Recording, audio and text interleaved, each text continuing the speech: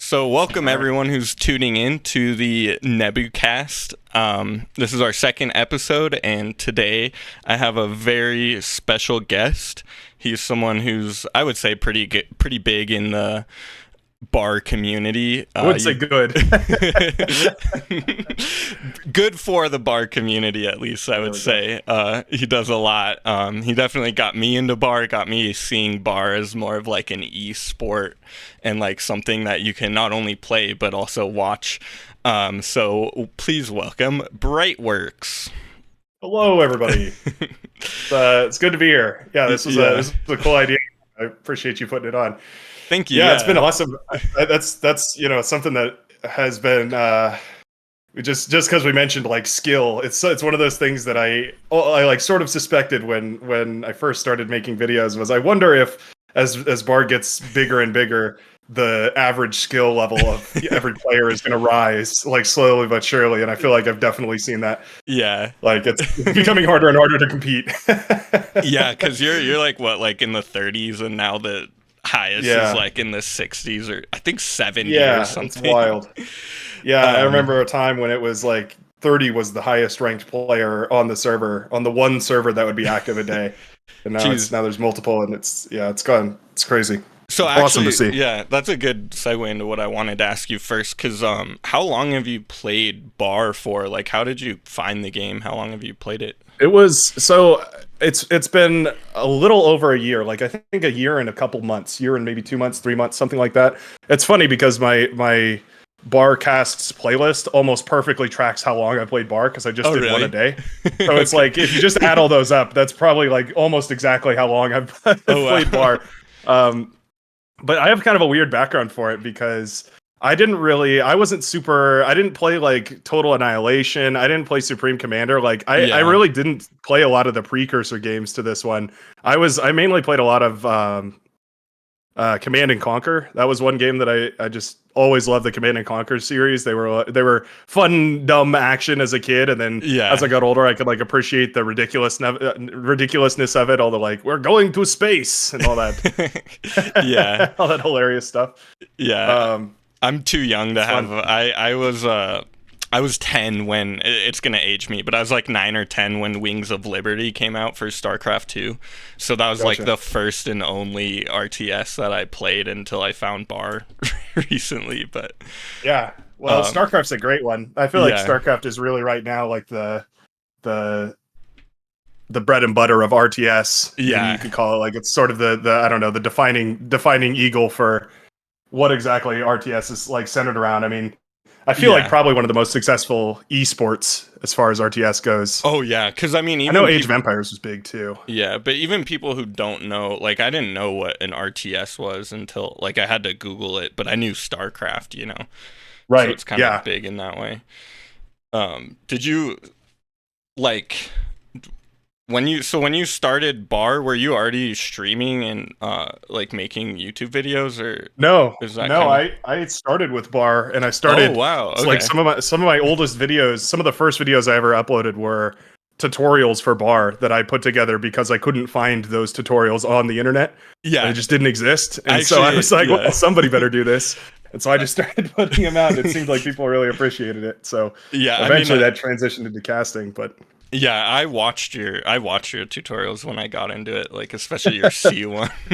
I don't know how relevant it still is, but I've received so many requests recently to remaster all of those, go back and like because there's been so many changes, and with Legion about to pop too, it's I mean, you're gonna be like the guy. I feel like for Legion just because you've played it so much.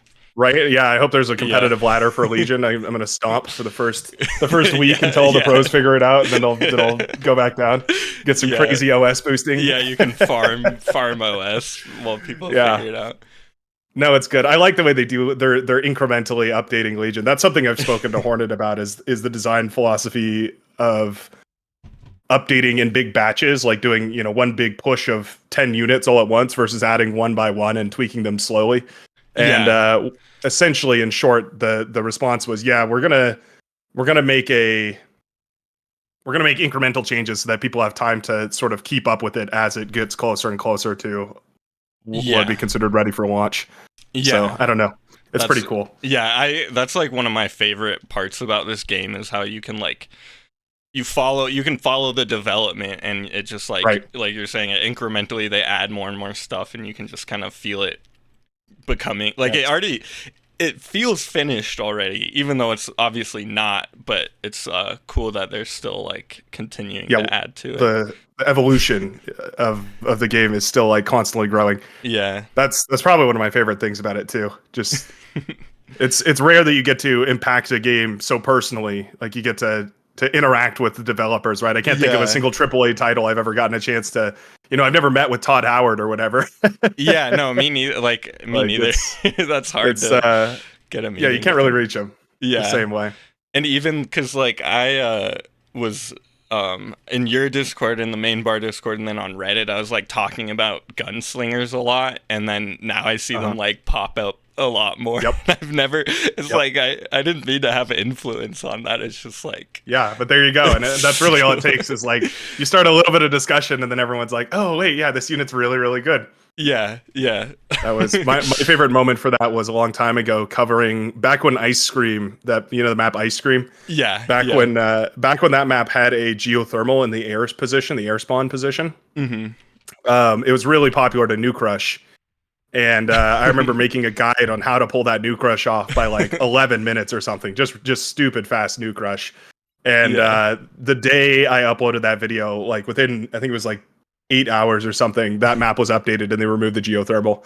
Oh, really? People are doing it too much. Everybody was. It was so common that it became like, all right, well now we have to rush an 8-minute anti-nuke in order to counter the 11-minute nuke rush. Yeah, so that was so funny. But to your point about you really can individually have such an impact on this game just by bringing attention to things. It's a small community, which I really appreciate about it. I've never been as involved in a video game community, and I never expected to be involved too, and then it kind of just like happened. Well, it makes it easy because it's so, again, you can just meet people and you can talk with people. Anybody that any developers, the admins, they're all reachable, they're all contactable, which is it's so cool. Nice. What was it like? So when you like started streaming, or you started making videos for Bar, what was that like? Like, did you get a better response than you were expecting? Were you expecting anything out of it, or were you just kind of like? It was so that's my initial idea was like maybe 100 people would watch this video, and that would be impressive. Like if I could get 100 people to watch this video, because at that point, it wasn't even I wasn't even considering like monetization or anything like that. I was just like, maybe it'd be useful for somebody to have these videos out on the internet. So I figured like, maybe I could help 100 people learn the game a little better, get this game booming. And the first video got like 1,000 views over the course of however many days. And it was, that's not record breaking on YouTube by any measure, but it was so much. I mean, 10x more than what I expected, and that was kind of my first signal that like, hey, this is clearly something, like clearly people are interested in this. And I think that was really I think it was really inspiring. Like it kind of gave me a lot of confidence that there was some some interest in this sort of like developing this content a little further. There's like a need for it almost, and that kind of happened to me recently with like, I just tried streaming because I saw other people doing it, and then like I had a couple people watching, which it's not a lot, but when it's more than you're expecting, it's hard to like, or it just pulls you in, it sucks you in even further, and then it's like, well, now I feel, and that was the other thing, was at the time I was watching a lot of StarCraft, and one of my favorite commentators for StarCraft is Loco TV. I don't know if you've heard of that guy. But no, I haven't heard of him, but he's oh gosh, I don't want to guess his nationality, but anyway, he's I always get those messed up. I'm like infamous for it. But anyway, he's a caster who does StarCraft, and he casts one StarCraft game a day. And my videos are heavily inspired by what he does, because he's just he's a really positive, really I don't know, he does a lot of things really nicely, and I took a lot of inspiration from that. And I was thinking, I remember thinking to myself like, man, I really wish I could watch one beyond all reason cast a day. Yeah. And then I was like, well, nobody else is doing it. Maybe I should just start doing this. Like, Yeah. if I'm going to watch a game of Beyond All Reason a day, I might as well watch it and record it so Yeah. other people can. And that ended up being a great idea because Yeah. apparently a lot of people enjoy that sort of thing. And, I mean, because you get like at least like 1,000 views like by the morning, I feel like, on every video. So you're doing something, right? It turned out that was well, and see, that's the thing is I figure if I'm already watching a game of Beyond All Reason, I might as well. I've already got this inner monologue going the whole time. I might as well just put it out there for everybody to enjoy. Yeah, and you have a talent for it, and you have like a great shoutcaster voice. You know, thank you. Welcome back, everybody. Yeah, that's always been that's annoyed my family for as long as I can remember. But I figured. Might as well put it to work. Yeah, and it seems like such a great niche for making YouTube videos because I'm guessing like it doesn't take a ton of like extra commitment outside of the like you sit down for a game, right, and then cast it. Do you have to edit a lot, or are you just recording do you kind of just do one shot? Yeah, not the normal cast. Those usually are pretty much just a one take, and if I make mistakes, they tend to just stay in there. I don't really need. I'm not like trying to hide that or anything. That's that's just human. But like I don't know. One of the biggest things is I've received critiques from people a lot of the time that are like, I can't stand that you laugh in your videos, and I'm like, well, I don't know what to tell you, buddy. Yeah, I enjoy the game and I laugh. Yeah. It's just how it goes.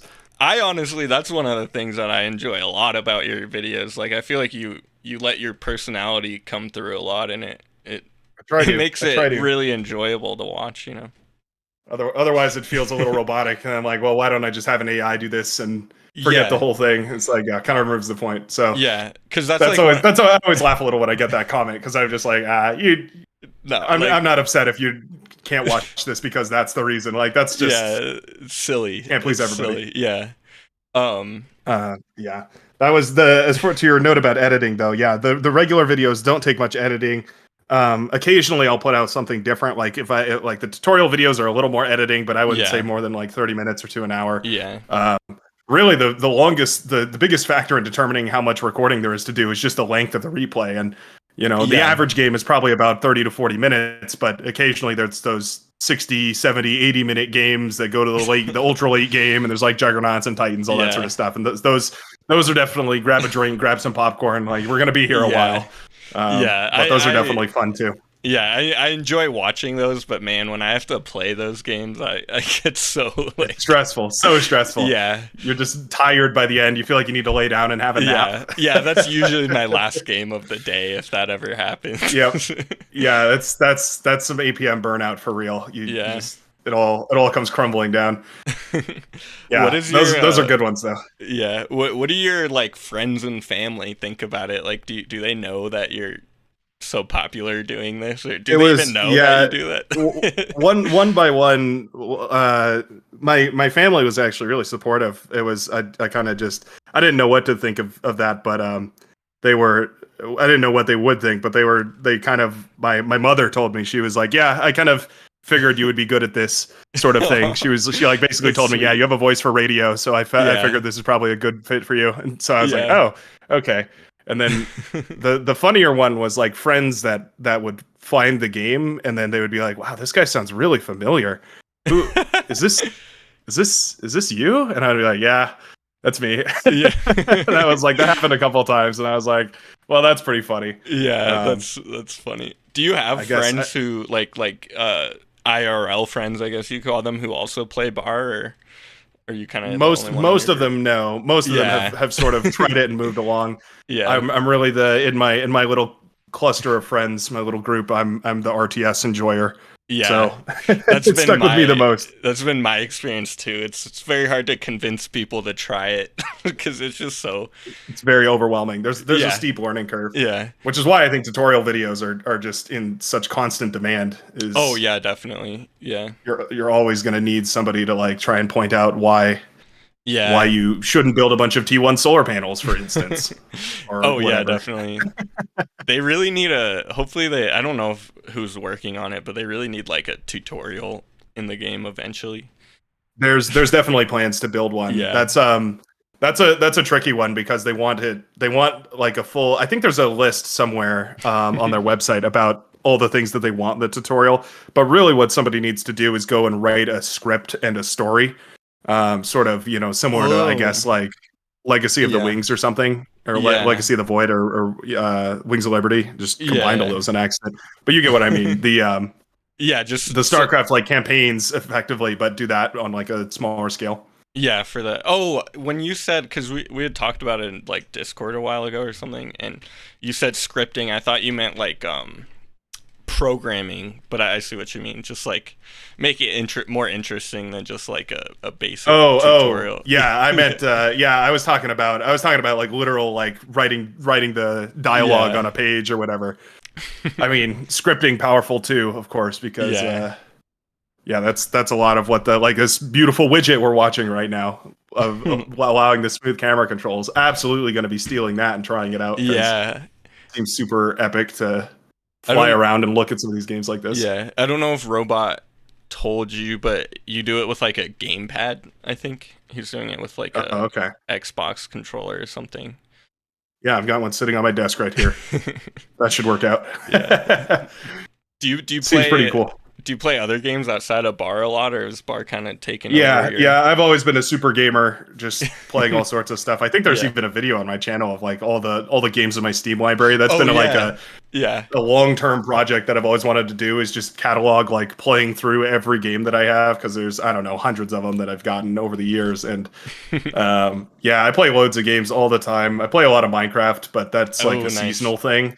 Like sometimes Yeah. I'll just jump in there and play it for a couple months, and then I get bored and don't play it for a year. I feel like that's the phenomenon of the game of like anyone who grew up playing with it. You get the itch to play it like once a Yep. year for like a few weeks and then Yeah, and goes then it goes dormant away, and then again. you're like, Yeah. okay. Yeah, I'm doing an Elden Ring playthrough right now too. Oh That was man. fun. I'm That game is scared. so hard, but Yeah, I'm scared to get fun. the DLC because Bar already I've takes heard up it's so tough. much of my time. I'm like, I can't Yeah, commit to it. I've heard from Patak. I think it was that told me it was one of the admins. I think it was Mhm. Patak said that they've literally received requests from people to ban them from Beyond All Reason Yep. because they're so addicted to it. Yeah. Yeah. And Oh, I thought that was just hilarious. yeah. I'm in college right now, and it's it's been Yeah, tough sometimes to yeah, got to put the game down. focus. Yeah. Get Yeah. back to the books. Yeah. Can I Yeah, that's ask, good. do you make any money off of your YouTube videos, or I do. is it? Yeah, I'm totally transparent about that. Yeah. As soon as monetization went live, the requirements for monetization are a certain number of hours of watch time, Yeah. and I can't remember exactly what it is, but there's a number to that, and then 1,000 subscribers. That's just like another hard line. Oh wow. Yeah. And I pretty much enabled monetization as soon as I could, but largely out of curiosity, but also because it was at that point I did not have very much content. Well, we're going Yeah. into the APHIS here. Very nice. I didn't have very much. Sorry, not content. I didn't have very much equipment. Oh Like it yeah. was, it was. I Yeah. was basically just recording on my headset microphone and Yeah. kind of poor quality computer. So that was like that was my first incentive for monetization was to try and use that money to upgrade everything, and I did. Yeah. I have a nice beefy machine now. I have a good quality microphone, so Yeah. all that helps quite a lot. But Yeah. anyways, as far as like raw numbers go, it does depend on view count and then Yeah. also donations from streams and all that sort of stuff. But Mhm. the raw number is probably about 500 a month Oh wow. Yeah. from total viewership on YouTube. Here, I can actually pull up my chart Yeah. real quick and look. That was another thing that I don't know blew my mind away, and I think probably a lot of people in the bar community are just super analytics nerds, just like me, and they just like Yeah. love looking at data and that sort of thing. So Yeah. that was one of the things that blew my mind was all the crazy data that I get from the YouTube videos. Like they record just about everything. From like when people Yeah. stop watching, when people start watching, what parts people skip to, like Yeah. what words specifically are like keywords that like incite interaction, that sort of thing. Oh, like Um, like words that you say out loud it analyzes, or like in yeah, it description. tries to like correlate What? different phrases that more or less people interact with or engage with. Yeah. That was another experiment I ran recently, was having people dislike a video instead of liking it. I remember that. And Yeah. It felt wrong. it was a total success. It like 100% Yeah. does exactly the same thing. Disliking and liking do the exact same thing, except disliking a video doesn't add it to your quote unquote liked videos playlist, Yeah. which is something I don't know personally. That's always just bugged me because I don't like if I want to add something to a playlist, I'll just do that separately from like if I just want to like a video, I just want to like it and nothing else. So I people had asked me about that too. They were like, it bothers me that when I like a video, I have to like reconcile it being added to a playlist. And so I was like, I wonder if disliking does the same thing. And it turns out, at least for the YouTube algorithm, don't go disliking this stream because I don't know how Twitch works, but I don't think at least for YouTube. Yeah, if you want to show your support but don't want to directly add a video to a playlist or whatever that's concerning to you, just hit the dislike button and does the exact same thing. Yeah. So there you go. It felt so wrong for me to do that. Yeah. I know it helped you still, but it's like everybody said it was like, this feels so bad. Like, are you sure this is okay? Like everyone was asking permission, and I'm like, you have my authority. Go ahead, do it. It's not gonna cause a problem. Rates. I hope I say his name right. Rateswait said his name is just comment bait. I think he means just he gets people to comment on your. Yeah, there you go. It is. It totally is. I get a comment, at least a video of somebody saying, "Oh yeah, well, that's what that name translates to, right?" Or I can't believe you said that name, LOL. And I'm like, gotcha. Yeah, get farmed. I feel, get farmed. Yeah. And get Exactly, and that's like been my name kind of too. Like it's like Nebuchadnezzar, which I've kind of stolen that a little bit for my branding because it's just like I didn't notice until you pointed it out. But I didn't even know how to pronounce it until like you're like for the first time I was in a stream, like people were commenting, and I was like, oh, I guess I got it from the Chad. It's the Nebuchadnezzar. Nebuchadnezzar. Yeah, that's funny. You just stream on YouTube, right? And like, how did you did you because I know you have a Twitch account, so did you try to stream on Twitch, and what made you go to YouTube?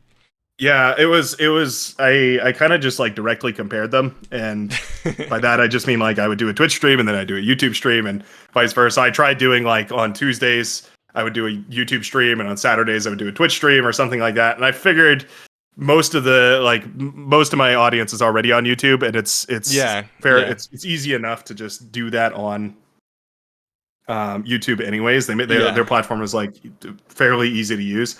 Yeah. So I just decided to do YouTube only.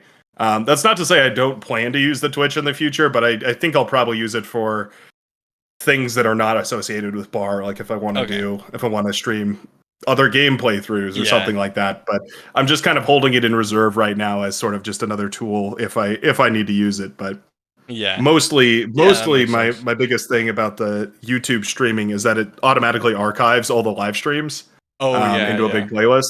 Mm-hmm. And I really like that. So Twitch does that, but it only stores it for like it's like a couple days or like a week and then or you have to upload it to your MVP says hi. Hello, MVP. He's a regular Good to on see you. Your stream too, right? We have some regulars that tune in all the time.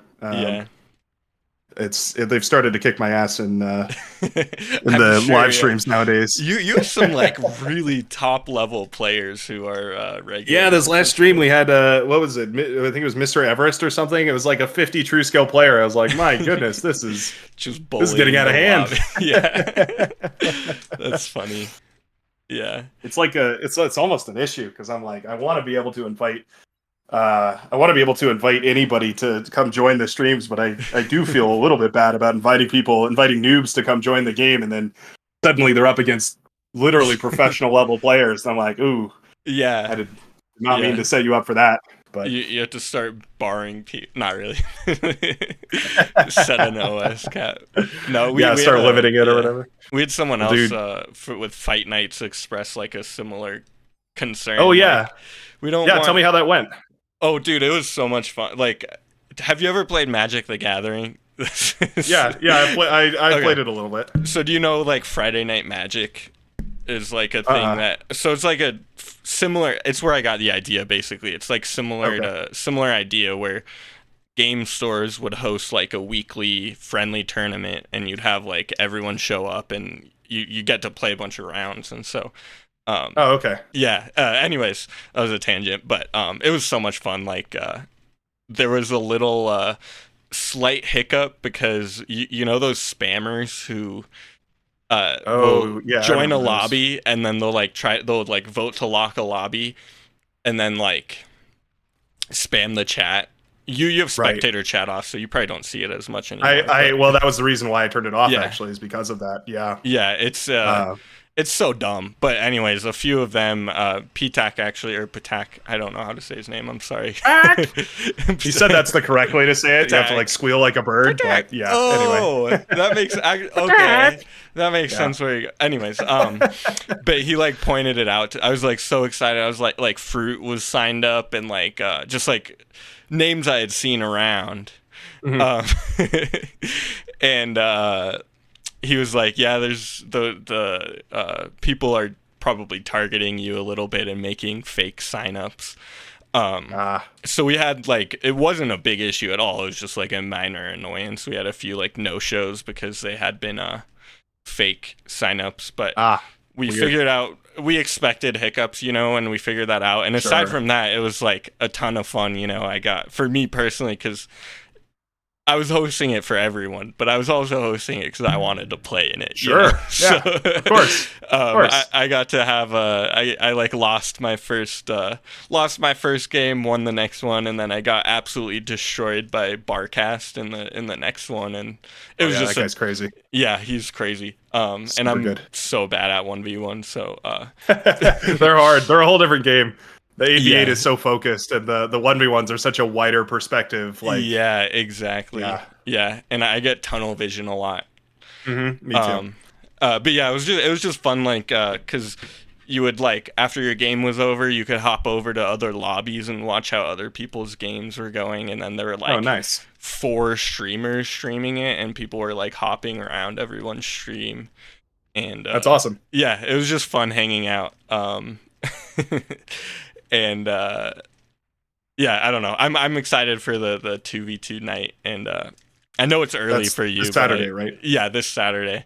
If you're able to compete, 8 a.m. I think I did the conversion earlier, but it's 8 a.m. PDT, 9 a.m. MDT, something like that. Yeah, I'm from Colorado. Okay, so I'm based in Golden State of California, so nice. We're not too many time zones away. No. Colorado's I'm used to dealing with the Europeans. all the European players, they'll like set up events or whatever, and it's like 2 a.m. or something, and I'm like, come on. I don't know if I could do this. Rates, or I'm sorry I can't say his name, but he still needs a teammate. He does. Oh, yeah. Well, that's a good. Whoever gets retweet is in good hands. The power player right there. But yeah, that's why, because our the first time it was actually fight night for US people. It was at 6 p.m. and then almost all the feedback I got was that's 3 a.m. in Europe, in most of Europe. So yeah, that's the hard part. It's all the scheduling.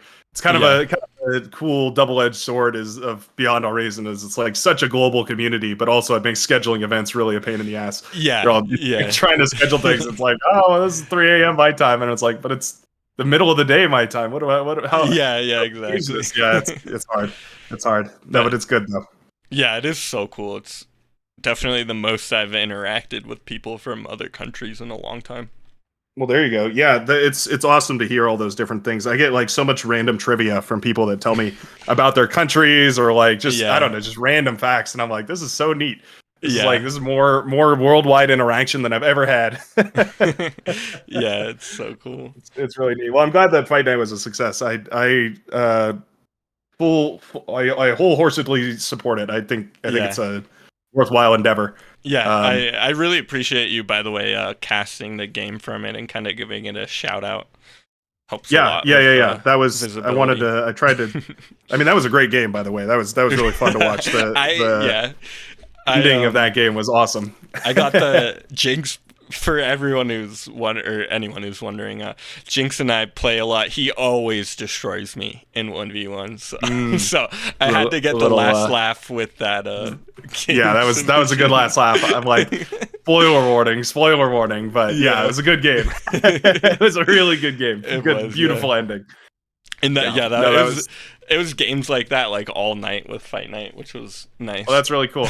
That's awesome. That's really like a casual tournament is such a great idea, because I know that there's definitely an audience that wants to check out 1v1, but the only way to really play 1v1 is to do one of the like pro level tournaments. Exactly. And yeah. There's a couple people that are always, lower level people that sign up for those that you can play against, but odds are you're going to play against, Flash or 8D or some yeah.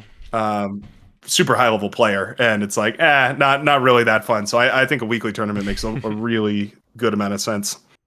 Yeah. And because I totally got sidetracked, but someone brought up a similar concern to what you were talking about with like the high level players joining and kind of not taking over, but you know what I mean. And with Fight Night, what's nice is with the Swiss level or Swiss style tournament, no matter your skill level, you get to play in every round.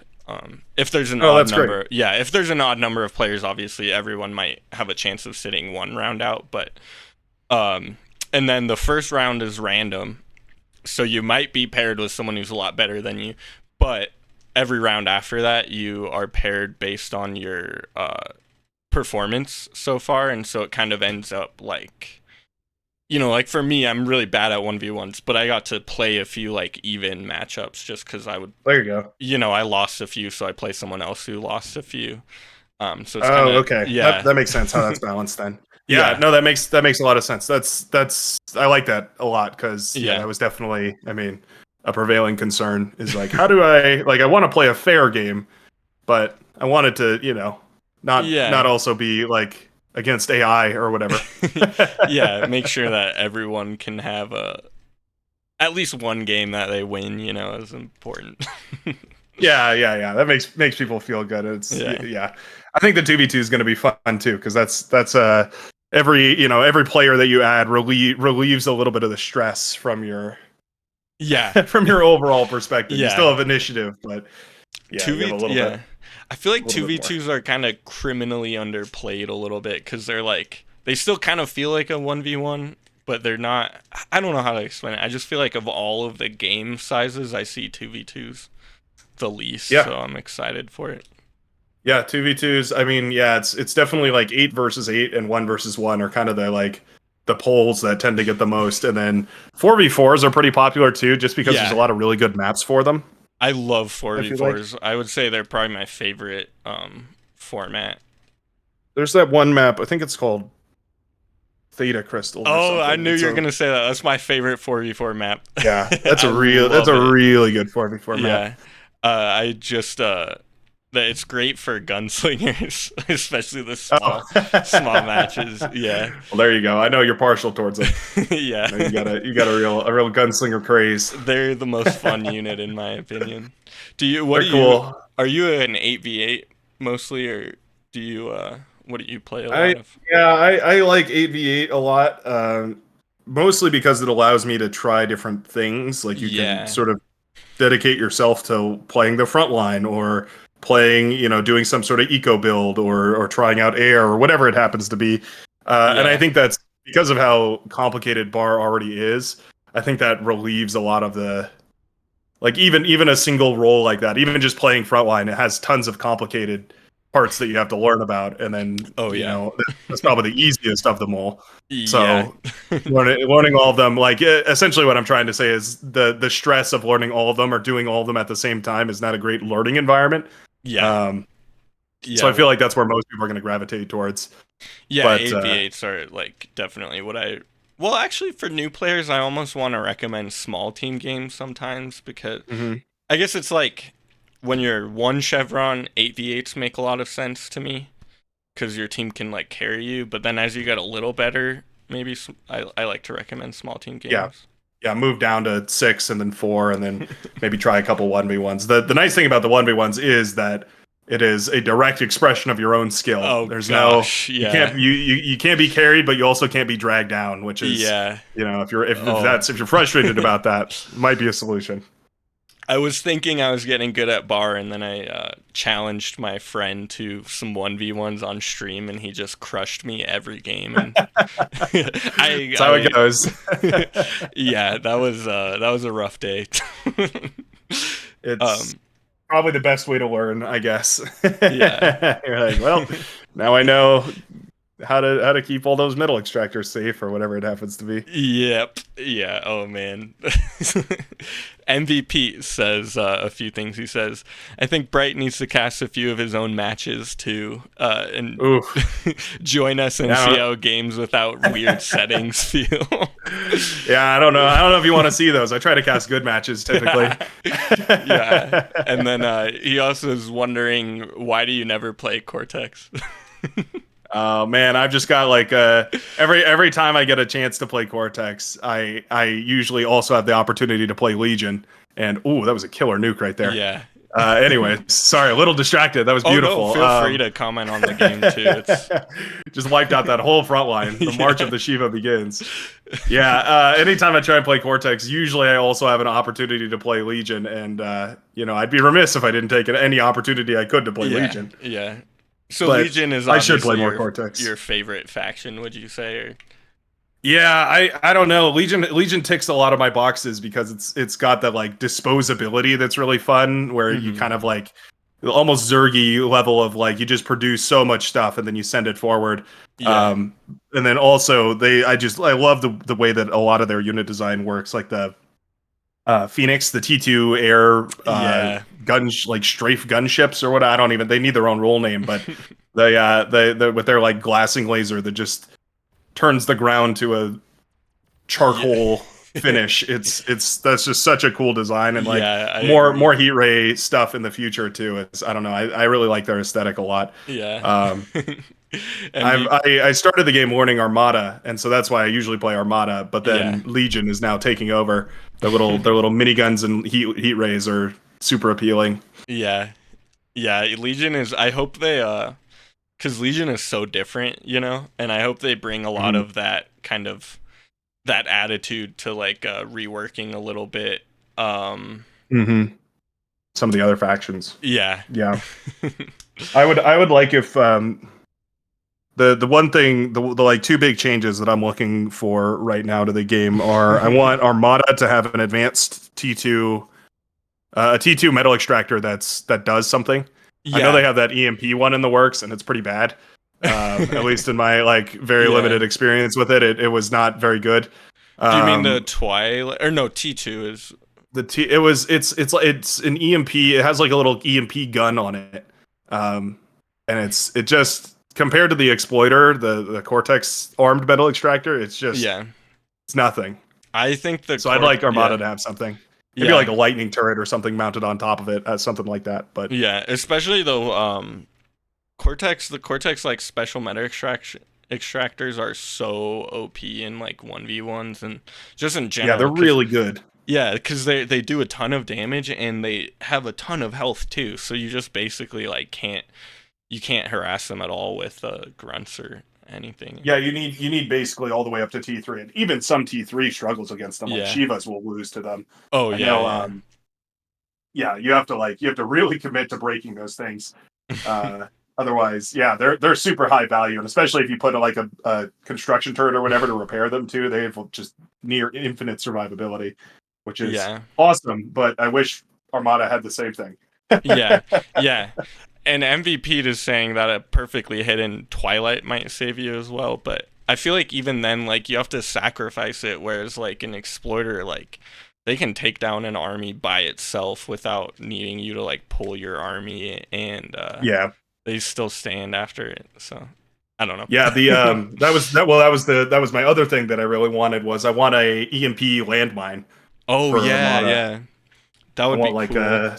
some sort of like T2 mine layer or something that can go put down EMP landmines that paralyze, basically like a spy bot would, but they paralyze a big army. Yeah. Um, I don't know how on earth you would balance that, I'll leave that to the balance team. Yeah. That's what I would like to see as far as reworking for the other factions go. I don't know. That's one of the things that I'm really excited for is the lore. Like I'm excited to see the lore Yeah. for this game developed. Yeah. Me too. It feels like kind of, I mean, it is essentially lackluster right now with this, Yeah. with sort of the idea just being, well, you can kind of just take the Total Annihilation lore, and if you really need something, you can use that, but that's Yeah. not really, it's not enough for me. Not enough Yeah. for me. Yeah, it's definitely not like fleshed out. Yeah, I don't know that much about it, but I know it's basically just like the robots are in an infinite war.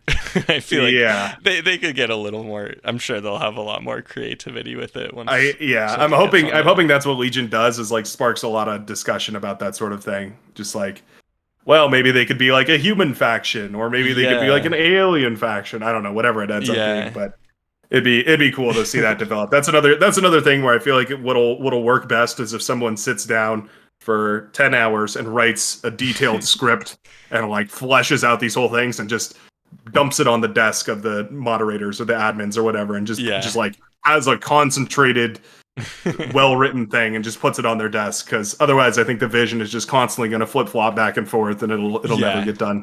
yeah. They just need one person to basically be like, tell them this is how it is. Just write it, just do it, and we'll just we could tweak it afterwards, but it's going to be way easier to tweak it rather than um keep going ideas back and forth. Yeah, yeah, at some point. I've learned that from my other like creative projects. Sometimes you just have to pick something and go with it, and then Yeah. it's a lot easier to tweak something that's already there than to just be stuck in the like decision Yeah. phase. Well, and also you learn, even if the whole thing is a failure, then you learn like, okay, well, I don't want to go in this direction, and I want to do maybe the exact opposite direction, right? Like Yeah. you spearhead one direction, and if that doesn't work, then you can try the exact opposite, and maybe you've, in finding the exact wrong answer, you've inadvertently found the exact correct answer. Yeah, yeah, exactly. Just, Like, yeah. by process of elimination, more or less. Yeah, if you don't go in any direction, you're not going to get like it's better to go one way and have to turn around than to just not go anywhere at all, Yep, basically. exactly. But Oh, look at that behemoth. I've just been handed a smidgen of code that's going to be really exciting for next stream. oh, That really? buffs the behemoths. Can't wait to show that off. That'll be pretty Oh funny. gosh, behemoths are just such a They're interesting unit. they're so funny. They're just Yeah. like, they're such a good game ender, but really probably the most valuable unit in the game, like metal for metal, just the sheer damage they can do, and Yeah. to like Yeah, I'm sure it still uh, goes to the tick though. oh yeah, Ultimately. probably. Yeah. I bet the tick probably beats the behemoth. Like if you had 20,000 metal worth of ticks swarming a behemoth, I bet they could bring it Oh down. god. Yeah. That's going to happen one day. Surely. I mean, I feel like I've seen it happen, but I couldn't I Yeah. couldn't point to the replay, but it's surely somebody's done it. Yeah. Something else I love about the game is you don't get to see the detail until you like spectate it like right now, and I've never Hmm. seen how kind of dorky the behemoths look when they Yeah, walk. they look super wonky, but yeah, it's Yeah. like it's adorable in their own special So little yeah, way. so cute. It's got its little like nipple laser cannons, and then it's like main gun. Oh my, I haven't They're even noticed hilarious. those. Yeah, the glass cutters. They're hilarious. I didn't know it had that. That's so funny. I love that the units in this game are so particularly designed. Like they're not just little blobs running around. Like you can actually Yeah. look at them, and they've got some substance to them, which is really cool. Yeah, they have a Uh, surprising amount of detail usually. yeah, that's another thing that looking at the Legion development is super cool for, because Yeah. you can see like all the iterations of unit development going on, and see like, okay, well, we started at this tank, and then we added this or subtracted this and all that sort of stuff. It's pretty cool. Yeah, yeah, and like it's just cuz I'll like check on the Legion subreddit a lot, and you can just or not I said subreddit. I mean the Discord channel in the text channel, Right. in the Discord, and Gotcha. it's so cool that you can just see the all of their ideas as they come up with it. Like I Yeah, the don't know progress any is really other nice. game. Yeah, I don't know any other game that lets you do that. Yeah, it's like it's almost comparable to like an open test server sort of thing. Yeah. It's kind Yeah. of what it feels like, but then just times 10 because you get to actually play with the units rather than just Yeah, see them or exactly. see Yeah. someone playing with them. How much do you play bar, would you say, outside of your Outside streams of and streaming and casting? recording, probably it varies. I mean, it definitely varies, right? Real life and bar Yeah. tend to get in each other's way. Yeah. But yeah, I don't know. I play probably a couple games a week, if not more than that. Nice. I probably watch a lot more than I play, though. The Really, yeah. streams have definitely brought that balance back into equilibrium more so, but Yeah. for a while there, I definitely was watching more games than I was playing, and that's kind of something I wanted to avoid actually, because it feels Yeah. like I'm not being a fair commentator if I don't know how to play the game, right? Yeah. That's why I'm like, well, I need to do something. I need to. That was one of the reasons why I started those live streams actually, is because I was like, well, I need an excuse to just sit down and Yeah. play the game for a good long while, and so I was like, well, there we go. This is good. Ooh, Um, another nuke just connect. Sorry. nice. Yeah, those are so splendid. Yeah. That's There I love was that the nukes in this game are so impactful. They like really hit with some oomph. yeah, I don't know if you saw, but there's a test for a Legion nuke that splits into 5 Oh before it hits wow, the I ground. have not seen that. That's It's cool. so Ooh, it's like a cool. big cluster nuke or something. Yeah, like Oh, a cluster interesting. nuke. So cool. I like that a lot. Yeah, I was saying they should do essentially what the missile boat fires and Yeah. shoot that into the air, but it seems like they're on like the similar track where it's like, Yeah. yeah, it splits into a bunch of like random new. I wonder, is it like randomly targeted? That could be really Oh no, dangerous if it's like randomly targeted. so it's like right before it hits the ground, it splits into 5. Ah, It interesting. looks really cool. Then it hits in a star shape. But then someone pointed That's out it doesn't actually like do any damage in the middle of it. oh, interesting. Oh, Oh, so it's like a wide area of effect. That's huh. yeah. I I can see some guess cool strategic uses for that. MVP pulled up your statistics. You've played 1,100 matches of bar. I played 1100. Okay. That does that no, does that include spectated matches, or is Uh, that without spectated matches? That must I include don't. spectated He matches says because it. 11,000 is crazy. Yeah. Or wait, 11,000. I misspoke. You have 1,100. 1,100. I have 922, and that's specifically played games. Okay, 1100 is much more reasonable. I was like Yeah. No, 11,000. I'm My goodness, sorry. I need to go touch I some totally grass. misspoke. Man, that's how I have almost as many matches as you, and I think I've played like.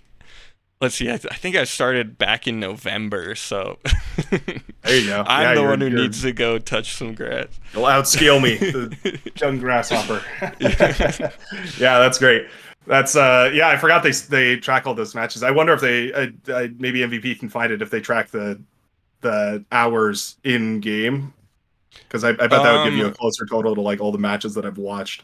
Oh, they do. You can check if you do who is. I'm sure MVP will be checking it right now, but you can see.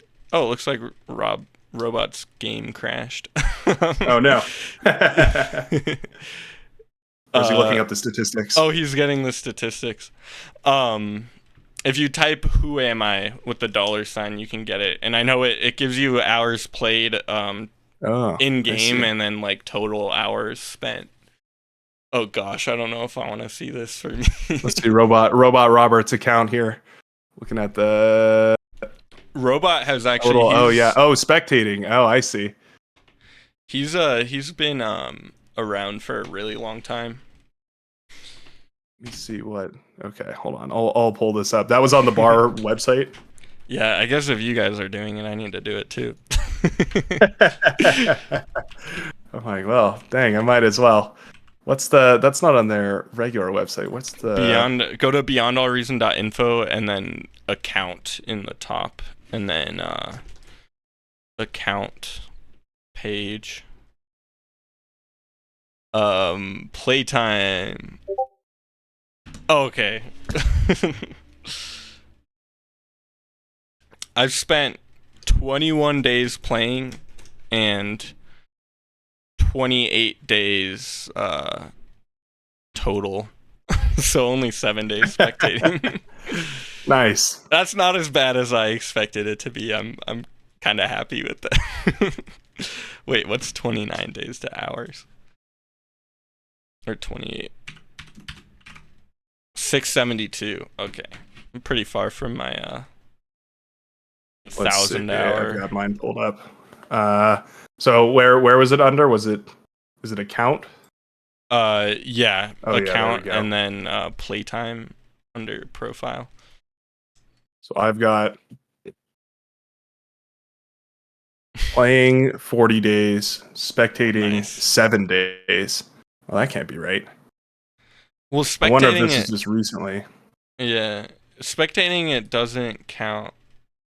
Oh, maybe not watching replays. Yeah. Yeah, I don't think it counts watching replays. I think it's just online. So yeah, you probably have even more time total once you count those.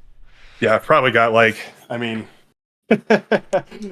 easily 400 or so matches spectated. I don't know what that translates to in game time, but yeah, that's funny. Oh, that's wait. cool. I always forget about this website that this exists. So actually, I just realized I have 28 days played online.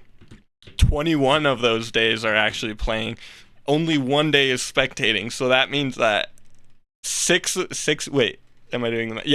days of just waiting in lobbies. Good.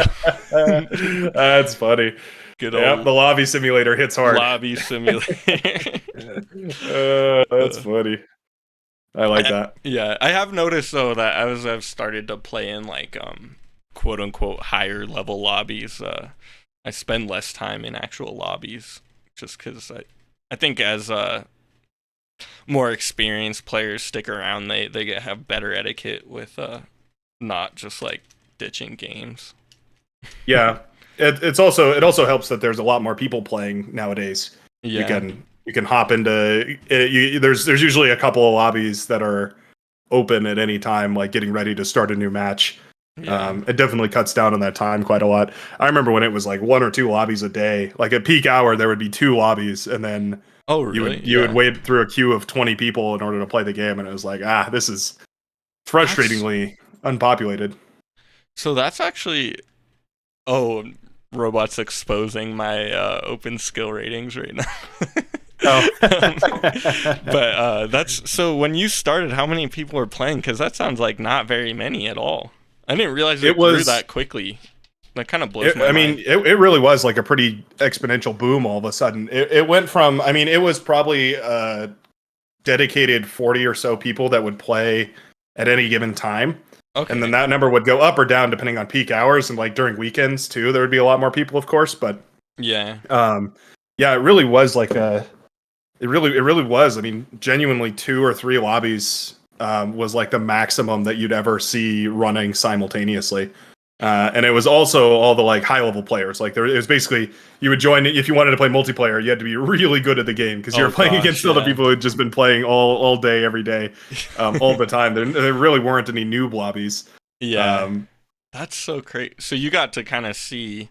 Did your channel grow as the game grew? Like, did you kind of see? Kind of hand in hand. It felt like they both expanded at the same time. My channel was really well timed because it was also right around the time that Winter StarCraft started playing. Oh yeah, was like after back, yeah. Yeah, it was a couple. Oh, he just came back to the game. Briefly, I don't know if he's still playing it, but he played. We actually got to stomp him in a 2v2. Maybe that made him. Well, he's out of practice, I guess. So. Yeah. No, but yeah, it was really good. It was just really fortunate timing on my behalf because it was kind of like him and Drongo were also, both of them were like making videos, and so it was. I think they brought a lot of people to the game. Yeah. And obviously not everybody stuck, but enough did. That it kind of started to create like an upwards climb. Yeah. And now it seems like it's working great. Yeah. That and the server issues which were resolved, which helped a lot. Yeah. I remember there was some really troubling server problems. Because I thought what I heard, obviously I wasn't around at the time, but was Winter and like basically it blew up so quickly that blew up being a relative term, obviously, but that the Yeah. servers just couldn't handle it at all. Yeah, more or less I think it's exactly what happened. And it ended up being, I mean, good problems, right? Like that was Yeah, definitely, a sign of success, but it was, yeah, definitely made a, I mean, it was good. It was good that that happened because it means that bar is sort of set up for future growth. I think the system that they have in place, I could be yeah. completely misspeaking here, but I think it meant that they prepared for scalability, I'm sure. Yeah, I'm or sure they at would have. least planned for it. Yeah, tried. So Um, but yeah, that was my initial growth, was like doing that sort of thing. And then that was also at a weird time where I was starting to cast games and I didn't really know if I wanted to do that or not. oh yeah, Um, and realizing that it was actually fun to do that. And so transitioning away from like tutorial videos or making, short videos, that sort of thing, it was transitioning into casting some of the games and having fun, hanging out with people. And yeah, that was yeah. cool.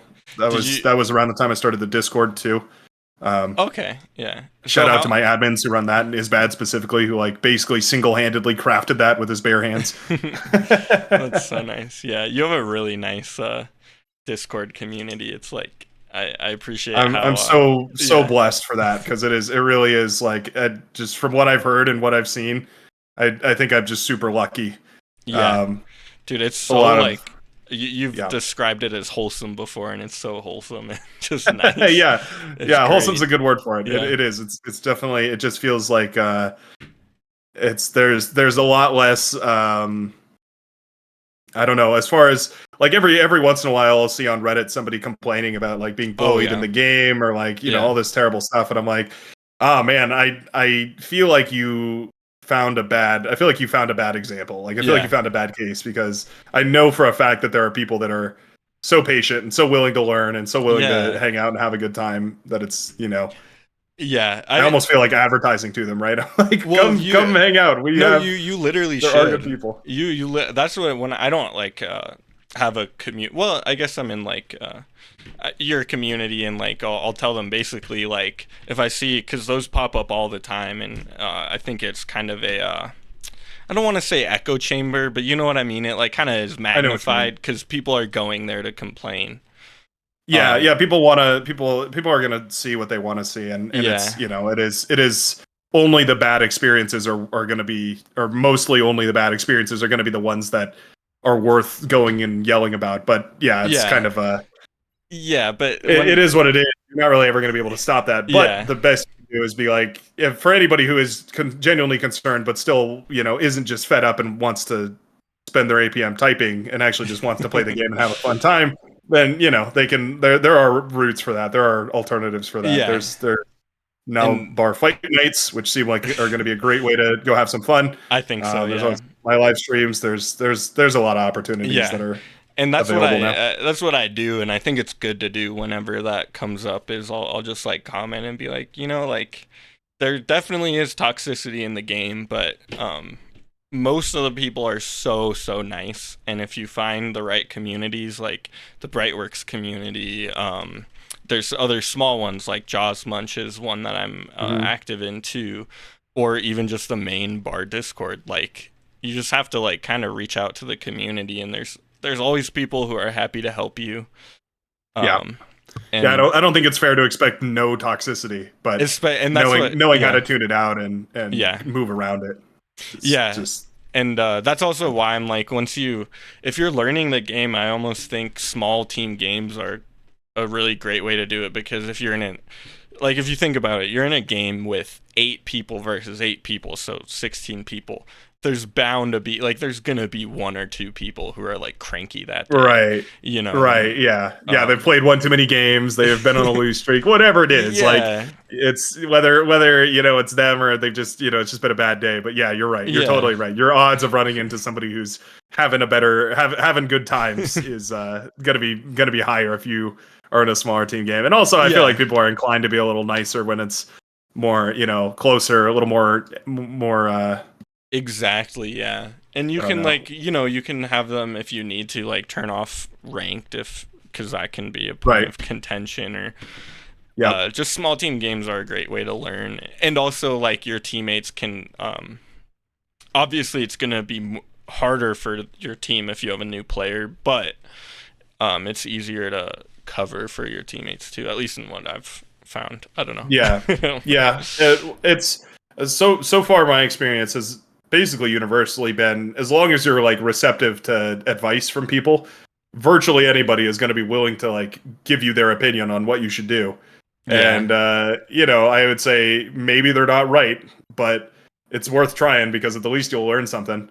And Yeah. there's this little known secret, but if you're following someone else's plan and it goes wrong and they start blaming you, you can always say it was their plan. Yes.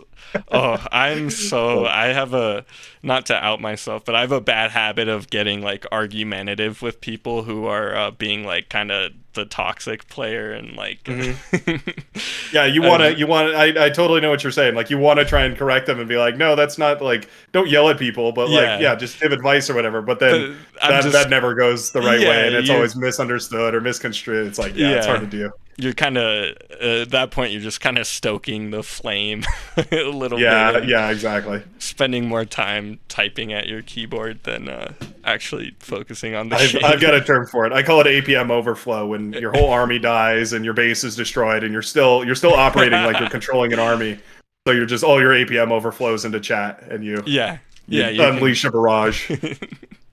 Yeah, but I don't know. I should be better about ignoring the toxic players, but sometimes it's just hard when someone is like does something bad and then they're the one who's like flaming the entire team. I've noticed it. Yeah, I've noticed sometimes people will send replays of people intentionally being toxic just to like just to like put them on display or whatever. Oh yeah. And I kind of love it. I kind of love it. I'm like, you know what? Yeah, let people tell on themselves. Like if they're gonna act in a bad manner and they're gonna do that, then at the very least, I'll put it on display. The whole world. They should at least be comfortable doing that. Yeah. With everybody watching, if they're really gonna stick to their guns. I kind of told on myself in one of your streams because I submitted a game that was a 3v3. And it wasn't like the worst, but someone like leaked into my base, and I was like, "WTF are you doing?" Like I pinged them, and I felt so bad for that. I was like, but that's great. Like you felt bad, and then like you're like, okay, yeah, that's I can learn from this, right? Like I don't do it anymore. Yeah, no, having it put on that's great. Yeah, and you even made a comment. You're like a little bit of a bad attitude, and like since then I'm like, you know what? That it's just such a bad look, and so like there's no reason to do it. And and even in that situation, it was kind of my fault because I had spawned. It was a 3v3 on Canis River, if you know it. I mean, I know you know it, but I think I'm trying to remember the match, but I definitely know the match. You cast so many matches, I doubt you remember. I do. I feel bad about that. Sometimes people will reference a game or something, or especially when I'm going through a comment section and I'm like, oh man, somebody left a comment about some super specific timestamp in a video, but I casted that match weeks ago, and I'm like, I don't know.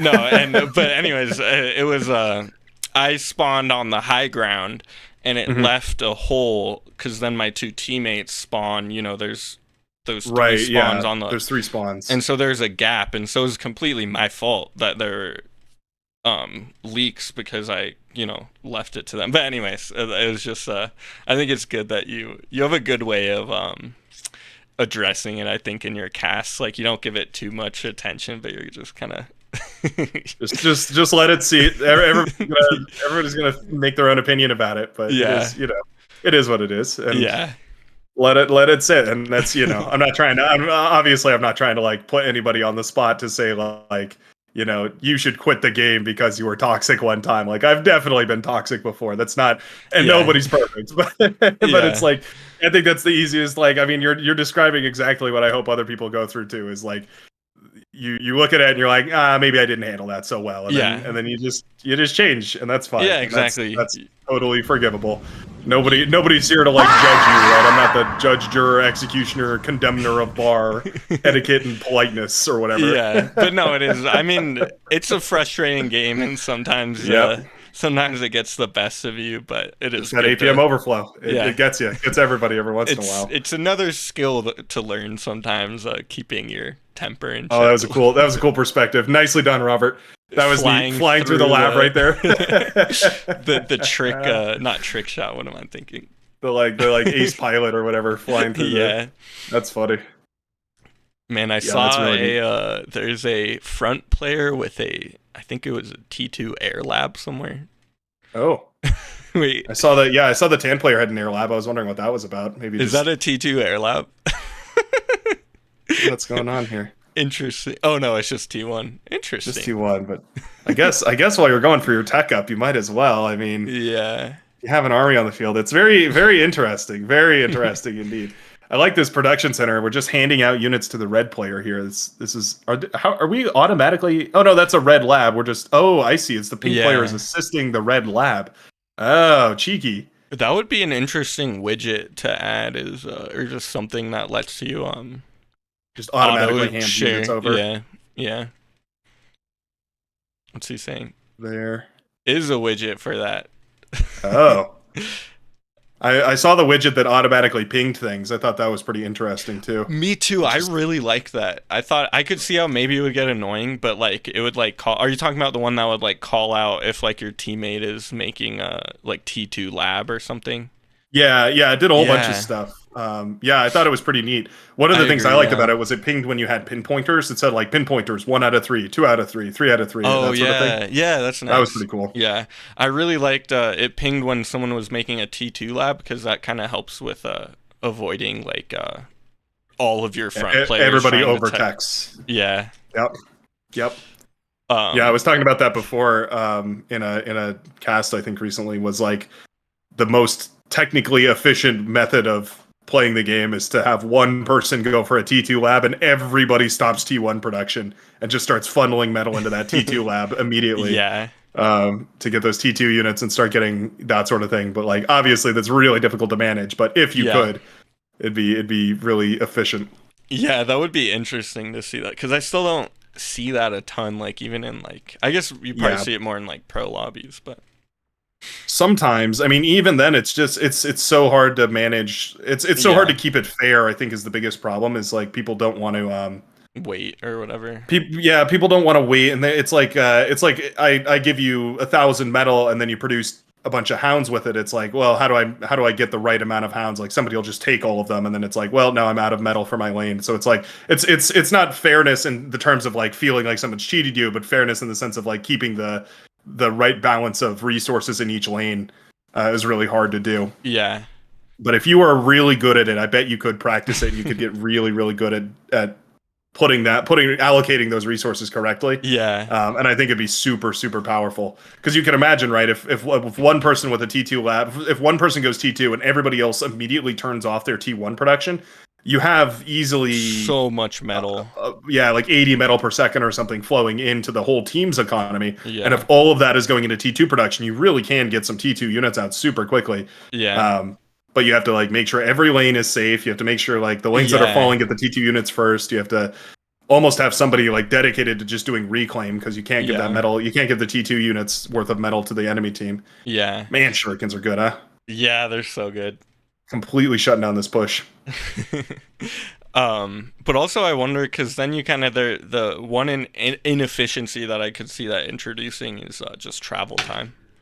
Yep. Yeah. Moving the units around would be Yeah. tricky too.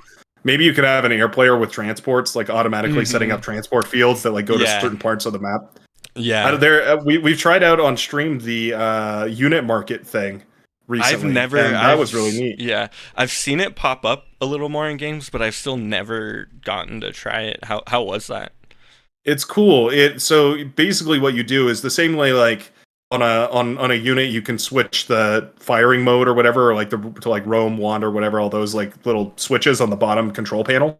Yeah. There's just another button down there that says not for sale, and you click it to for sale, and it puts a little Bitcoin emote or a little Bitcoin sticker on top of it, and somebody can just shift double click on it, and it'll automatically send that amount of money to whoever has it for sale, and they'll just pay for it.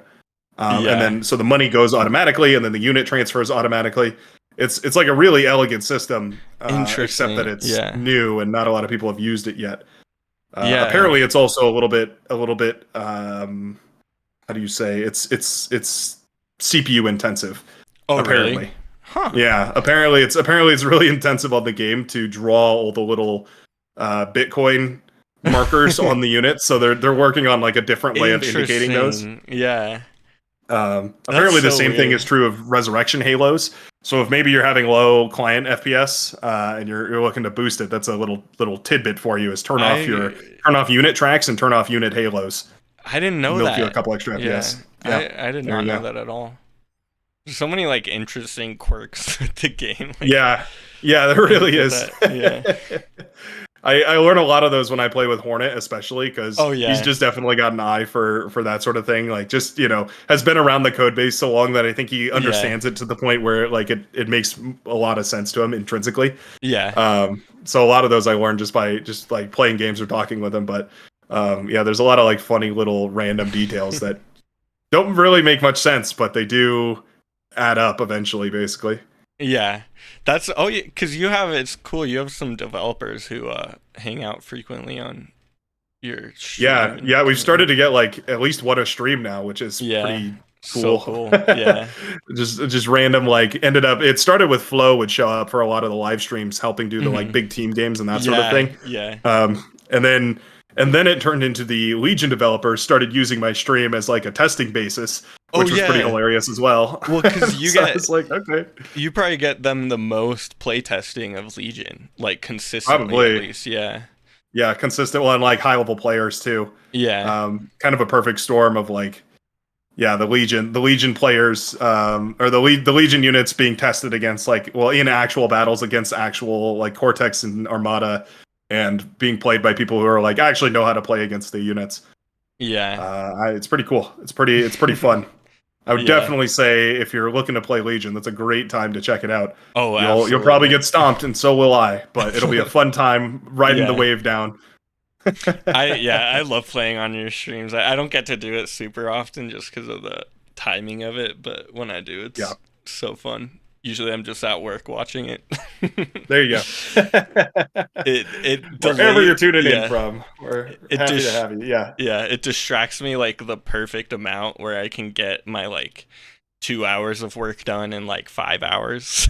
There you go. Like Yeah. Well, yeah, that was makes like the time go it's fast. so funny you say that because I've gotten comments from people before that are saying things like, um, I love watching your videos to go to sleep. Like they're so, your voice is so calming or soothing or whatever. Like it Yeah. just helps me go to bed. And I'm like, oh, that's nice. Whatever. I'm glad that's what you get out of it. Yeah. And then like right next to it will be a comment that's like, love watching your videos while I'm at the gym. Helps pump me up. I'm Dude, like, literally okay, well now I'm that's so confused. yeah. I've been in both of those camps cuz it Smart. makes it Okay. easy like cuz I struggle to if I go to the gym, I struggle to stay like focused and like not bored. But Yeah. so I'll find like your longest videos that I can and just like put that Something on. long. I Yeah. don't. That was. I remember. I used to. So when I used to. So I still do this occasionally, but not as often. But I used to take a lobby, like a pro lobby or something, one that looked like it was going to be open for a long time, and Mhm. I would just position my camera above the battle Oh and yeah. turn off the HUD, and Uh. then just basically make it into like a screensaver. So it would just be going Oh, on my computer on the background. that's so cool. That's Just like, actually so cool. yeah, I was like, Yeah. someone should do that, right? Just like record some of Yeah. these videos or some of the not videos, some of the games, and just Yeah. make like a 12-hour compilation of bar battles happening, and then just position the camera in such a way that it can like watch most of it. Yeah, someone could have like could turn that into like a 24-hour a day stream or Yeah, something. there you go. Yeah, yeah, just a 24-hour bar live stream. Have like lo-fi beats over it or Yeah, something. I like that idea. Somebody Yeah. get on it. That'd be great. Just the soothing, I don't know, the soothing sounds of the plasma fire and the lasers and all that. It's just there's something so satisfying about it. Yeah. How are we Yeah, doing it on is cool. time, by the way? We've been talking for like probably an hour, over an hour. Looks like yeah, about an hour and 20 minutes or so. I mean, I'm fine. I've got longer. If you got more questions or whatever, I'm happy to answer them. Yeah. Otherwise, Let's happy see. to continue talking about bar. I mean, dude, I can talk about bar for hours. So, uh, Yeah. I'm, what I'm is? looking at this like list of questions you had, and I think we got through like basically all of them. Yeah. I mean, if you You asked, wanted, how do you feel about being a niche internet micro celebrity? yeah, Yeah, yeah, that's a funny one. That was like that was weird. Like for the first couple of times that it would happen, where I join a lobby and they'd be like, "Hey, look, it's the Brightworks," and then inadvertently there'd be like one person in the lobby that was like, "The who's the Brightworks? What are you talking about?" They're like, "Oh, yeah, he does YouTube," and like they're doing this whole introduction for me, and I'm just sitting there watching it, like, is this popularity? Is this celebrity status? Is yeah. that what this is right now? Yeah. I remember It the was first time funny. I played like some like really long 8v8 game, and then at the end of the game, I think maybe that's actually how I found your channel. Someone was like, "I'm going to Oh, submit that maybe. to Brightworks." And Oh, I that's was so like, funny. "Oh, who's the Brightworks?" And then I think I looked you There you up, go. and now I'm the one who's always like at the end of a good Yeah, game, I'm like, pointing people in my direction. That's funny. yeah, like we That's gotta funny. submit that.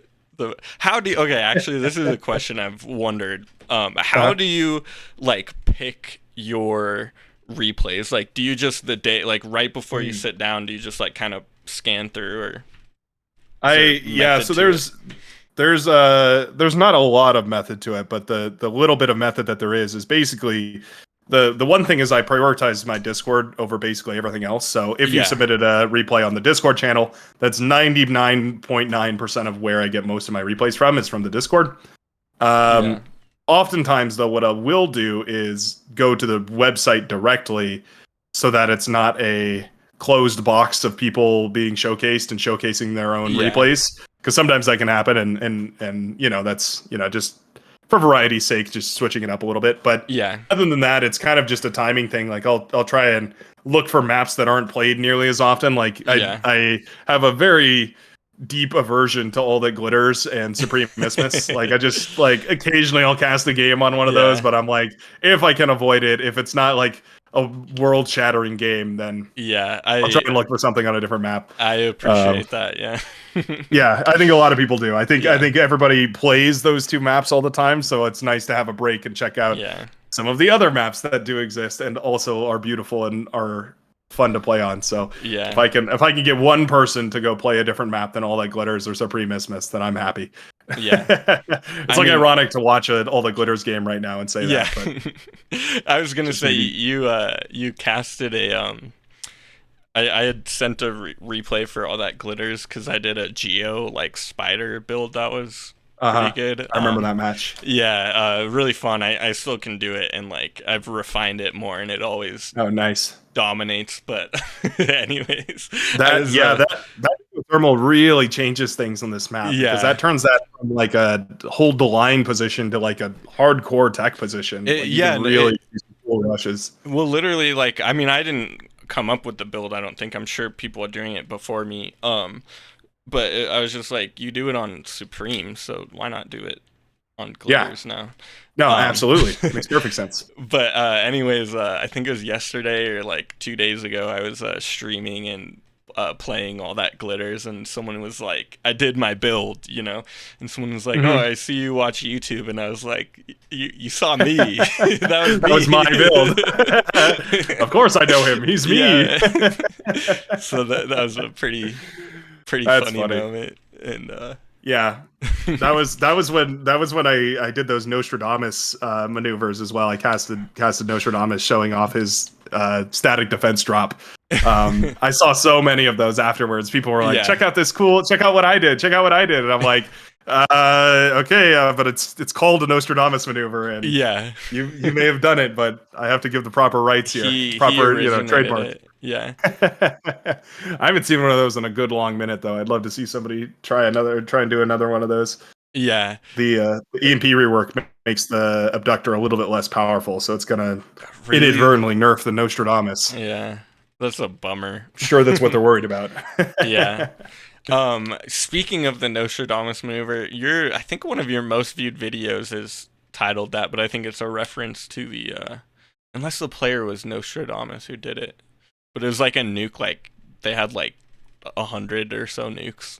If you remember that on Oh, the Supreme. Oppenheimer maneuver. Oppenheimer. Yeah, Oh, that was sorry. that was a good one as well. I think it Oppenheimer. was Nostradamus. I think it Yeah, was maybe. more. It might have been. I don't know. I can't remember exactly, but yeah, you're right. That was funny. It was just rows and rows of. It was like 100 and something nukes, or I don't know, like easily. It was double digits at least of nukes, and like Yeah. double digits at least. But yeah, that was really funny to watch, and just turning the entire planet to glass. They had Yeah. 6 anti-nukes each, and it still wasn't enough to keep up with the amount of nukes that was being sent across. Yeah, just ridiculous Yeah. stuff. That video has like 40,000, at least 40,000, right? Views or something. I think it's Yeah, some of the really, really popular ones have gotten way crazy viewership. So I don't know where all these people stay or where, how committed they are to bar. But I will say, it definitely feels like how do I want to say this? It feels like there's a larger audience that's willing to come to bar if yeah. they, if persuaded ever so slightly. Yeah, let's see. Juggernauts per second is my most viewed video of all time, which I'm kind of surprised by because that was not really like anything too remarkable. It was just an epic late game with Yeah. Juggernauts coming out every 4 seconds or something. Yeah. So that was a cool And video then though. I thought. there was and then there's Nuclear Apocalypse, the Oppenheimer maneuver, which was 32,000 views. That one's funny because remember how I said it tracks where people do and don't watch, like what parts of the video they skip to. So there's a massive spike in viewership Right. at the part where he fires the nukes for the first time. Yeah. Oh, dude. I mean, It's like, when I was trying to show my brother the game to convince him to try it out, and unfortunately his computer can't run it. But that was the video I showed him, and I like jumped to that part because I'm like, look, there you go. it's so cool. Look how cool it is. Yeah. Yeah. And I'd be like, every game doesn't get like this, but the ones that do are worth it. Yeah. The cathartic release when you send 400 bombers into the enemy base. Yeah. That was a world-shattering chain reaction right there. Yeah. Blue team's definitely looking like they're in a good position. Was that a bombing run that set that all off? I think so, yeah. It's like some airplanes fell out of the sky. Yeah. Between All That Glitters and Supreme, I way prefer All That Glitters. I hate Supreme with a passion. I will say I enjoy playing Navy on Supreme, but yeah, other than that, I think I agree with you. Like if there was a Navy lane and All That Glitters, I would play it every single time. Oh gosh, yeah. That would be so fun. Yeah, Supreme is just so volatile, like if you don't have a good C players, then you're just it suffers from the Vanaja effect is a new term that I'm working on, which is essentially if you can win the C on a map, then you win the game, basically. Yeah, because C is so hard to uproot. Yes, yeah. Once it's taken, you basically can't recapture it. Yeah. Save from like a massive investment on your team's behalf, like multiple players, like air player, land invasion. Like you have to commit so many resources that you basically doom any other lane. Yeah. I think one of the things that I know is in the works right now, and I think it's public knowledge. I hope Hornet doesn't get mad at me. Is the Turbo Laser Cataphracts are actually in a merge request right now to get pushed to the full game. Oh, that's so cool. I'm super stoked about that because that's a change that I've wanted for the longest time because cataphracts are just abysmal the way that they currently work. Yeah. And I think the Turbo Laser cataphracts work so much better. Just I think it makes them viable in the late game, and also it helps Cortex have a little bit more of a T3 boost with how viable like Razorbacks are, for instance, compared to Karganeth or Shiva. Cortex is definitely in a sad spot as far as their late game goes. Yeah, well, I know there's that Juggernaut rework as well that makes the Juggernaut missiles into tactical nukes. Oh, really? I didn't even know about that. it's pretty. I mean, it really makes the Juggernaut a powerhouse. Yeah. I don't know. I'm still up in the air about whether I like it or not because part of the effectiveness of the Juggernaut is that it's basically a walking nuclear bomb.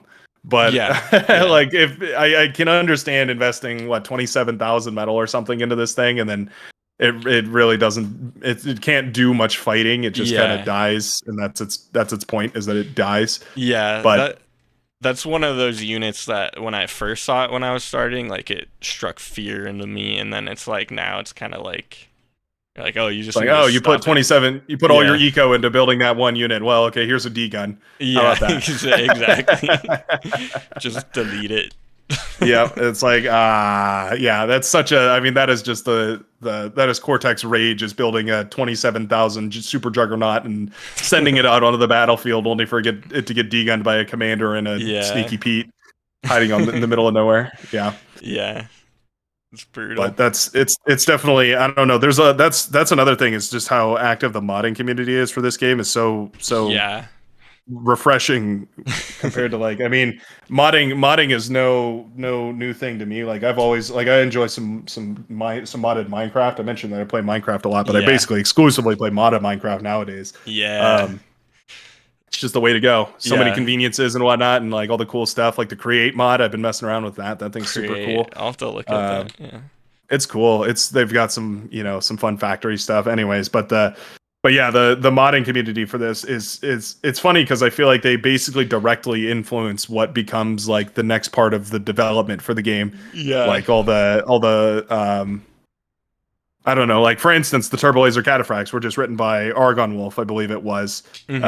who wrote the code for that, and it's like not overwhelmingly complicated. It's not like it's not a whole game overhaul, but it makes that unit so much better. And I feel like little changes like that can be tested so rapidly means that the game can evolve and change so quickly that I think it keeps it fresh very Yeah. easily. Yeah. That's something that's so cool about it. And because it's pretty like tweak units, unless I'm mistaken, you just like literally like copy a string of Hmm. codes into it, right? Like it's Yep. not like complicated. Nope, it's just yeah, you just paste they basically they take the code, the snippet of code, and they condense it into a alphanumeric encoder. Yeah. I mean you literally just run it through like an online encoder, and it spits out this string that you just copy in, and Yeah. you can Interesting. inject a Yeah. whole bunch of code, which is That's a little cool. scary because it could definitely be used for malicious purposes, Oh but yeah. trade-offs, I guess, Yeah. trade-offs.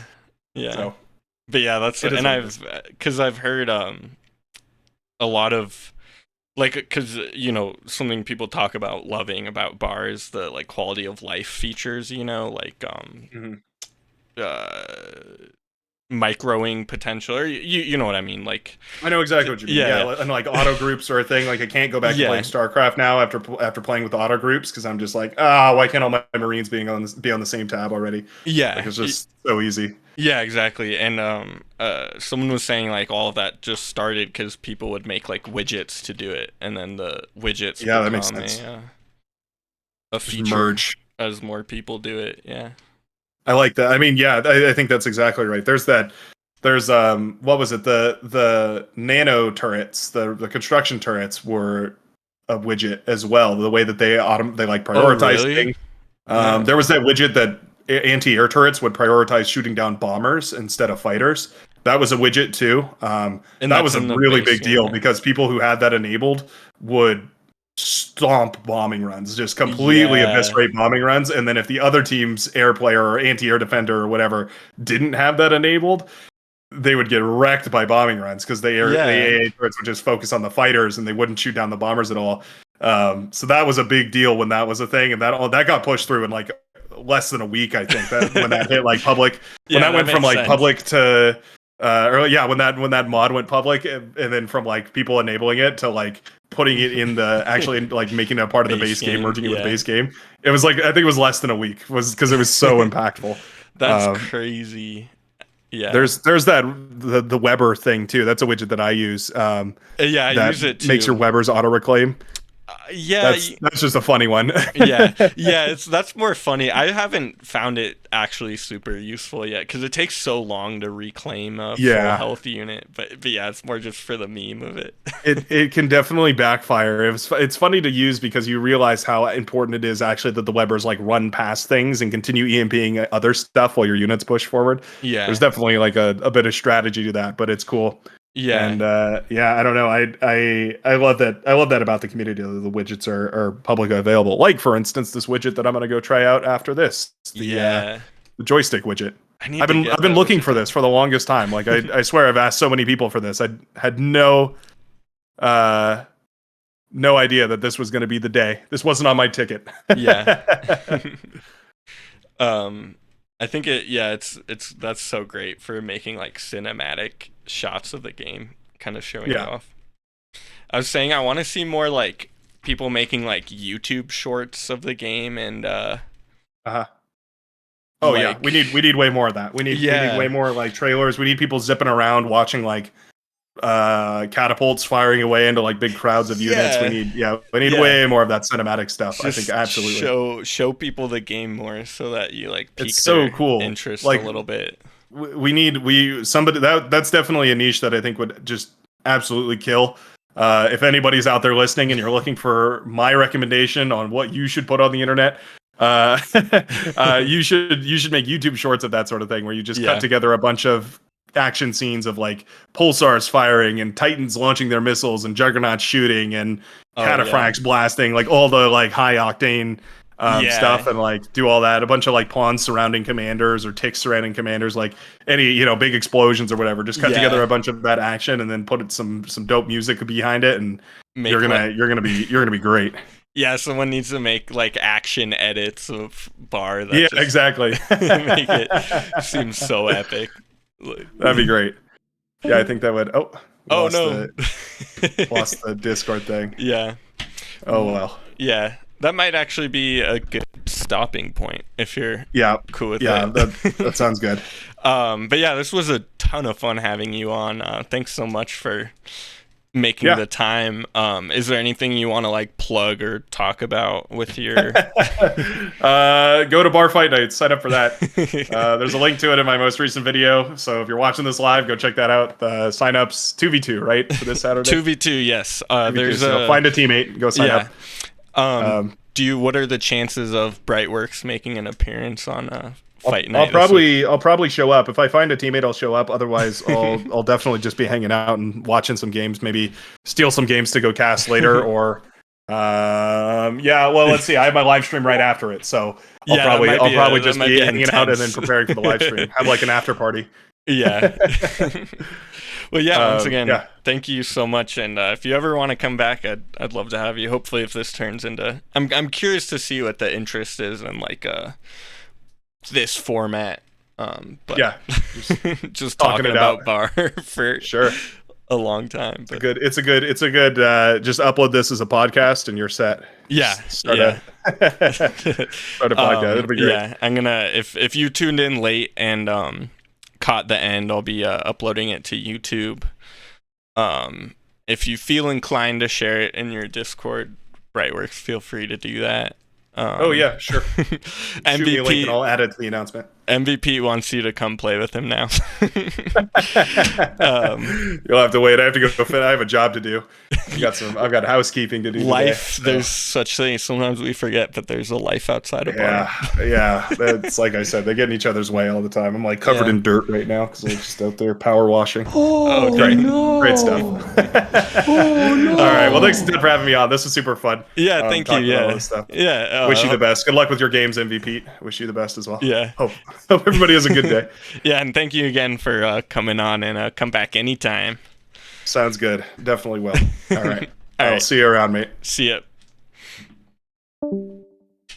All right, guys. Thank you so much for tuning in to the NebuCast. Like I said, you'll be able to find this on YouTube, and I'm going to upload it as a podcast soon.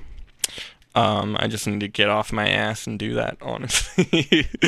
But yeah, thank you guys for hanging out. I had a lot of fun, and I'll see you guys on my next stream. And hopefully at Fight Night. The sign up for Fight Night you can find in the main bar Discord under the tournament channels. And you can also just message someone on Brightworks Discord, and you'll find it. So yeah, thank you guys, and have a great rest of your days.